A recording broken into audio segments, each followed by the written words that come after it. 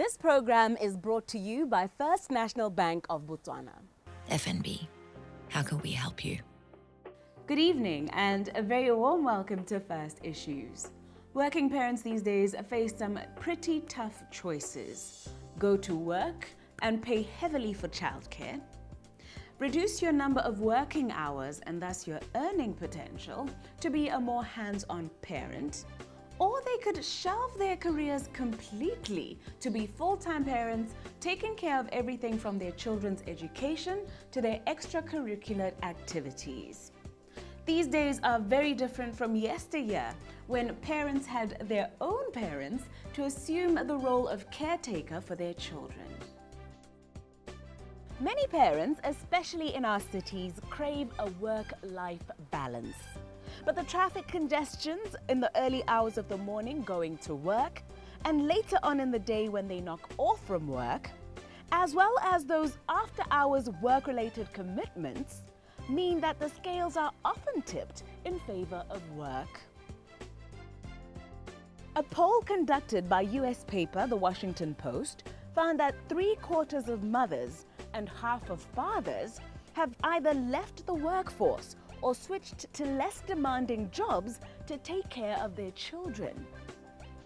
In another survey, still in the US think tank Center for American Progress pointed out that parents making sacrifices of this nature lose more money than just their annual salary. There are retirement savings, general savings, and other benefits that they sacrifice every year that could have been put towards their daily demanding expenses. Tonight we speak to working professionals who also happen to be mothers to learn and appreciate how they cope and what solutions are working for them. First up is married mother of 2 preteen girls, Sharifa Noor, whose work in the financial services industry sometimes sees her working till as late as 8 at night. She tells us how she makes all her responsibilities work together. For me, taking them to school is very important. Coming back home and putting them to bed is important. Spending the moments at a sports day or an awards day, those are important. So in any particular day, it's never structured in the sense that you know every day is going to be the same, but there are components of those days that I would want to be part of those various aspects of their lives. I think if I had to give you an example of a point in my life at some point where I just made things balance was probably at a time where starting a business, doing an MBA and having my second child was the very point where I think it's important that, you know, young women, mothers should understand that in some way or the other, if I look at everything that I had on my plate at that point, I sit back and wonder, how did I make it actually work? But you just make it balance. You know, everything finds its way or slots itself within your life, and you just somehow just make it work. I think it's about understanding everything that you need to do in a day. And typically my lifestyle has always been about trying to be structured and organized. So from the minute I get up, I know what I need to do. And then it's like sort of, it follows like it, you know, it's like sort of like a program that you follow every day. So as long as I know that I'm meeting each and every little part of my daily life, that's how I try and balance everything that happens. But you must understand, there's also the support structures together with that. It's not just me alone. It's about having the right people to support me and help me through that day. And this could be my husband, my help at home, my mom, anyone, you know, it could even be any family member that normally assists. Single mother of a teenage daughter, Rosina Pumapi, is a radio personality who also newsreads and produces several shows, meaning that her hours are the definition of odd. When asked about how she manages it all, she also speaks of having to make it work. The nature of our job is that at any given time you can be required to come to work. So you kind of make it work. That's the word I would use. You ride the wave. I cannot overemphasize the importance of a support group or support network or the people around you that understand the life that you live and are willing at a moment's notice, not even sometimes without even notice. Imagine you're at your house, you're winding down for the day, and I come knocking at 8 p.m. I need to get to work. Can you kindly please take care of my little one while I rush over and do what I need to do at work? What toll does all this take, we wondered? We asked these hardworking mothers what range of emotions they go through in fulfilling the demands of their various roles. It's like a bag of everything. So it's not like there's one typical emotion that you can describe, because you go through all sorts. Starting from trying to get kids up in the morning, you can get angry. It can go from angry to a typical day of being happy because maybe one of them is winning an award. So it's all mixed emotions. I can't really pinpoint and say it's that particular emotion that you go through. But somehow you go through a vast variety of emotions that you just happen to just balance all of that. When your child gets older, I would say it gets easier because now they become more independent. But emotionally, when they're younger, it's hard. It's really hard because you have to really trust somebody else with your child. And that child cannot express what they want. They cannot express what they don't want. And you're just praying that whoever is with your child can see that they're with a child and not be punishing the child, so to speak, for lack of a better word that can come to mind, because the mother has to be elsewhere.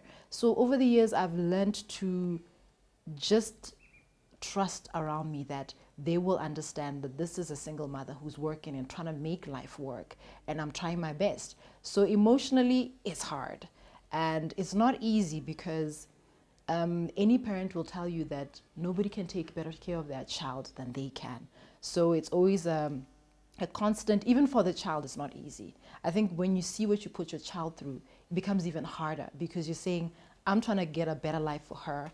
I'm trying to do this for her. But at the same time, how much has to be sacrificed for you to bring what you need to bring to her? So it's definitely not easy. Even though I say they get older and it becomes easier, it's still equally as hard because the older they grow, the more they need you. There are certain things where you have to be there.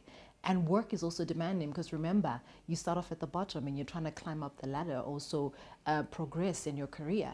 And that also means you have to put in time with your career. Is there anything that could make your life easier that you wish was in place, whether at the workplace?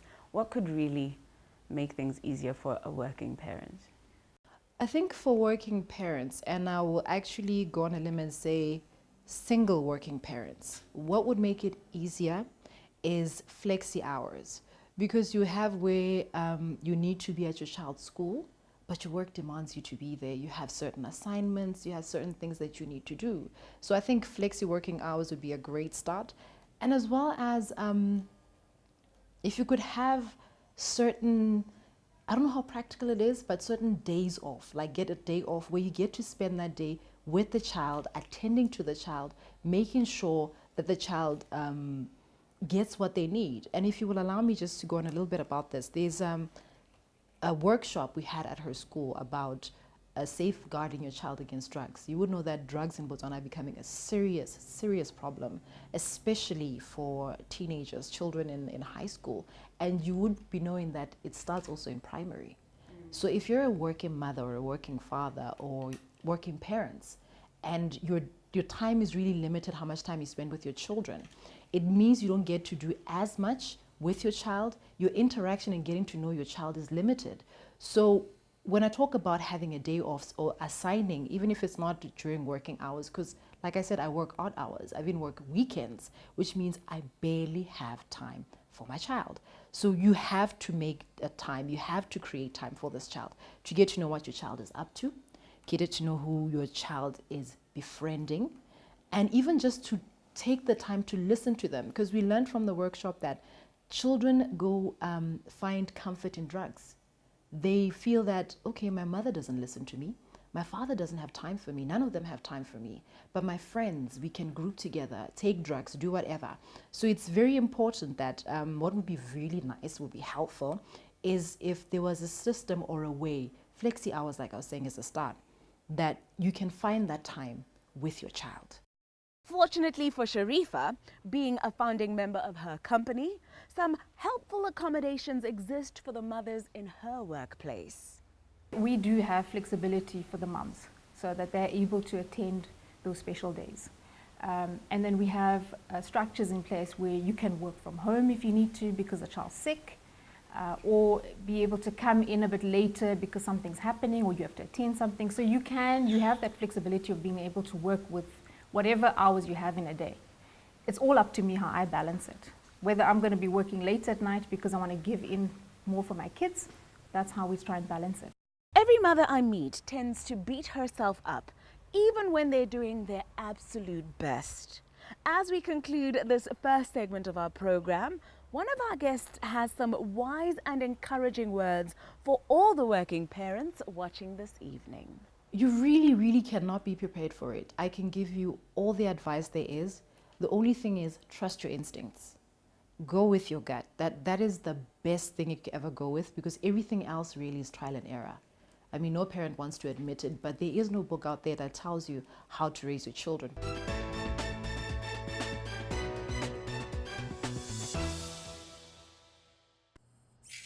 What is the future of help? It's to help people find the great in themselves. The drive, the passion. Help them find their true potential. Help them stretch. Help them grow. That's why we help people help themselves, help the world, because a little help goes a long, long way. FNB, how can we help you?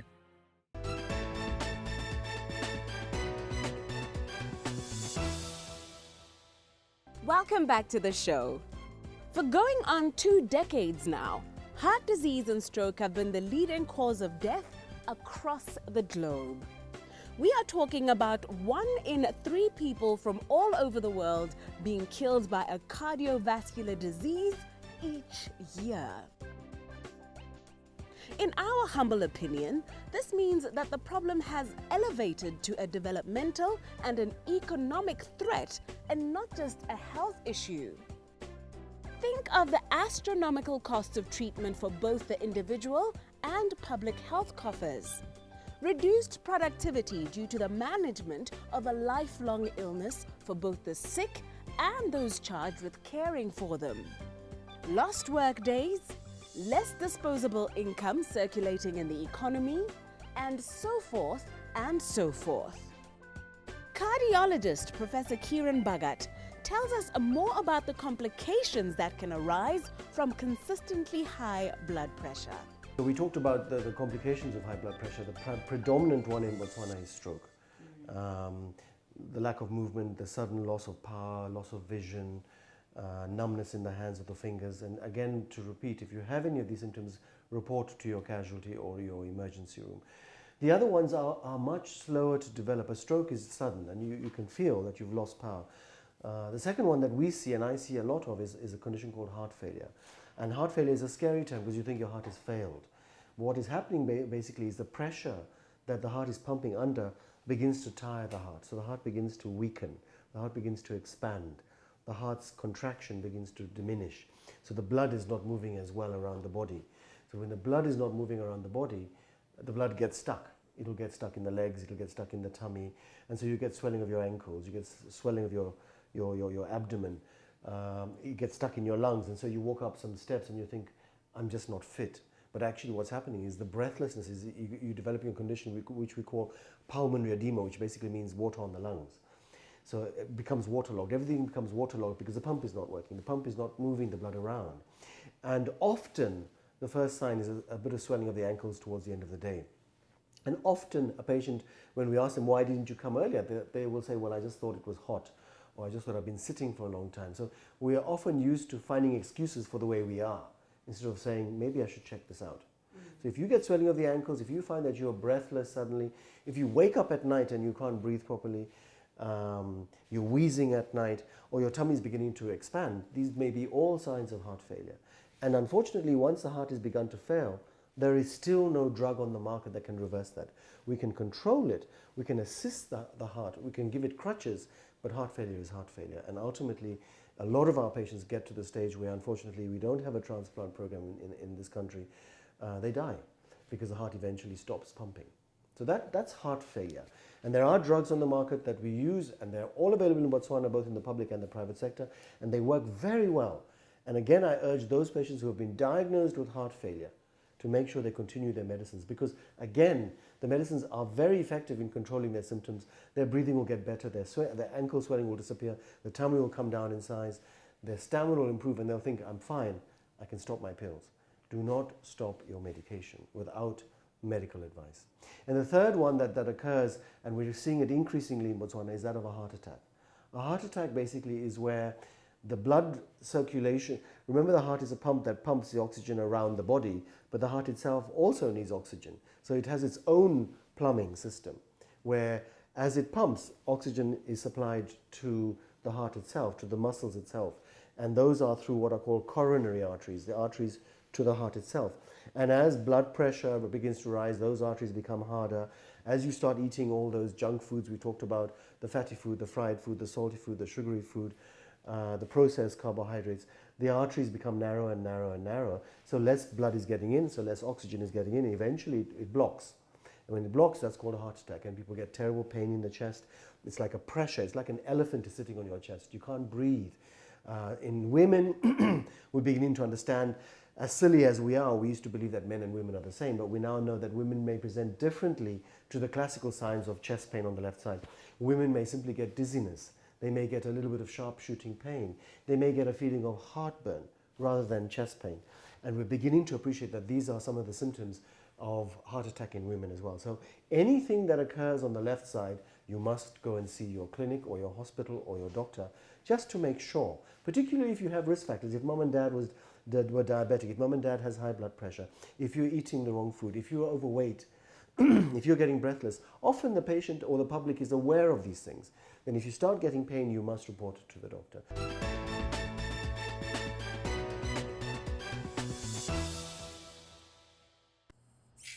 What is the future of help? It's to help people find the great in themselves. The drive, the passion. Help them find their true potential. Help them stretch.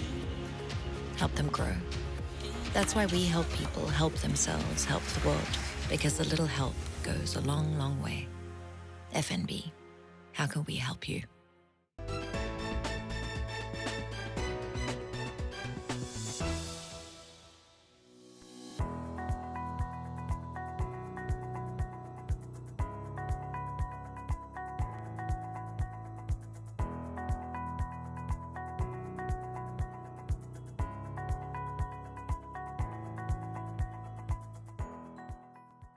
It is now time for Business Basics.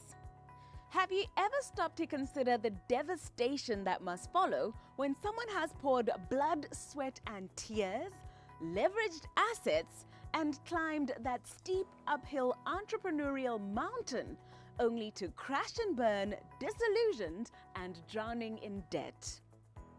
Petra Sibina has shared the common mistakes made in the pursuit of entrepreneurial dreams. The misuse of the overdraft facility for one, offering credit to try and buy customer loyalty without the capability to collect, and so on. I think it's a big trap. It's a big trap there, but it has cost implications. It's the same thing as trying to extend a lot of discount without necessarily seeing the impact of the discount in terms of your margins, because discount is a cost. And then you give a discount and you also sell on credit, so it's a bit of a problem. So I think it's very important that these two things, we manage them well. They can be used, they're actually good tools to really, for a startup, to really get the momentum going, customers walking in, but they need to be used with caution. Someone needs to do a calculation in terms of what are the impacts, and you shouldn't just find yourself in the middle of nowhere because you took the wrong decision or you use these particular tools without care. What role do you see the commercial banks playing in the promotion of the SME sector, if at all there is a significant role for them to play? The biggest problem that SMEs do have is actually access to finance, but it's not the only one. There's also a gap for financial literacy. The majority of the people who go into entrepreneurship have never done that before. They've never done business before. So it's actually their first try. And oftentimes they get it wrong. So it's important. I think we're at an era whereby commercial banks shouldn't just extend financing, but they should also try and provide financial guidance, capacity building, and make sure that these people, they know, at least they're equipped with the skills and capability to run sustainable business. And I think it's important for the commercial banks as well to make sure that sustainability and survival rate of these SMEs that we finance is actually increased, because that's the only way we can actually improve and grow this economy. So yes, I think it is actually within the commercial bank to really say, how do we extend our advisory services towards our customers, those that are approaching the banks for inquiries on the loan. You need to make sure that you fully engage them in terms of how are they going to use money. Because in the end, as commercial banks, we don't want to find ourselves creating destitutes, where people came in with a little bit of their properties, we take them and extend that credit without really asking the relevant questions, and within no time they actually go into debt, and then we liquidate, we sell everything, and we leave them with nothing. By the time we get there, I think lending would have failed.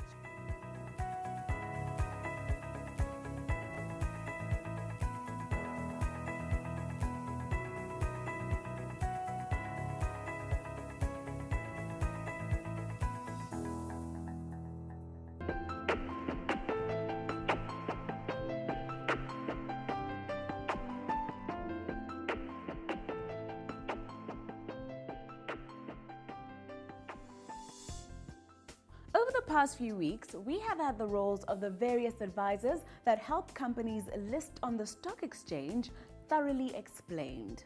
But why go through all that trouble? Why list?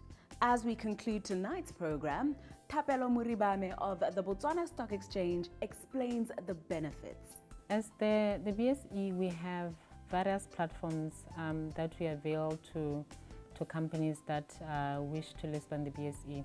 We have the annual Listings and Investment Conference, where we talk about what the value proposition of listing is. We are always available to share information with any company that wishes to list, so that we can point them in the right direction. Now, for a company to list, there's a process that a company has to undergo, depending on where the company is and the amount of work that is required to get the company ready. Now, we always advise companies to seek the services of a sponsoring broker. We have 4 brokers that we work with as the BSE. We have African Alliance, we have Motswedi Securities, we have Stockbrokers Botswana, we have Imara. So one of their responsibilities is to act as sponsoring brokers for companies that wish to list. So what a sponsoring broker does is that they basically handhold you through the listing process, and they assist the company in terms of putting together an application for listing. And the sponsoring broker may also get a company in touch with other advisors who are required in the transaction.